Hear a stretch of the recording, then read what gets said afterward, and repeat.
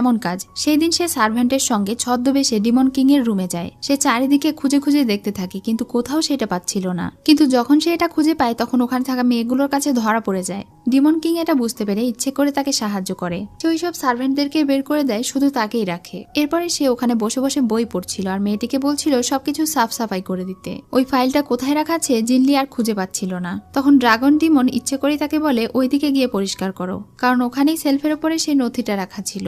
তারপরেও জিনলি ওটা খেয়াল না করলে ডিমন কিং সেটা ইচ্ছে করে ফেলে দেয়, কিন্তু জিনলি সরল মনে ওটা আবার তুলে রাখে। মানে এতভাবে দেখিয়ে দেওয়ার পরে ওটা তার নজরে আসছিল না। তখন সে বিরক্ত হয়ে জিনলির কাছে যায় আর তার মুখোশ খুলে ফেলে। এরপরে সে তাকে ওয়ার্নিং দিয়ে বলে খবরদার আমার এই সেলফে একদম হাত দেবে না, আমি আসছি। এটা বলে সে বেরিয়ে যায়। তখন জিনলি বুঝতে পারে নিশ্চয়ই সেই ফাইলটা এখানেই আছে।